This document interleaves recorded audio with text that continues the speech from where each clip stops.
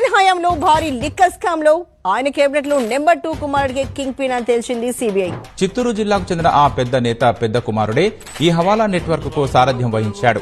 బినామీని ముందు పెట్టి ఒక్కో మద్యం కేసుపై 150 నుంచి 450 రూపాయల వరకు వసూలు చేసినట్లు తెలిసింది.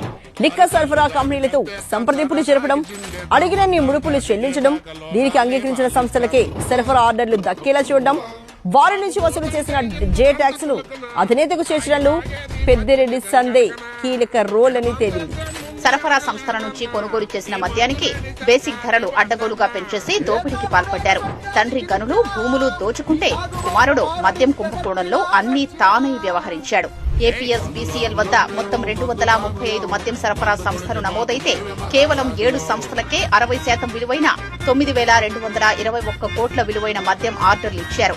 ఇవన్నీ అప్పటి ప్రభుత్వ పెద్దలకు అస్మదీయులవేనని దర్యాప్తులో తేలింది. అదాన్ డిస్టిలరీస్ సంస్థ విజయసాయిరెడ్డి అల్లుడు రోహిత్ రెడ్డి బినామీ సంస్థేనన్న ఆరోపణలు ఉన్నాయి.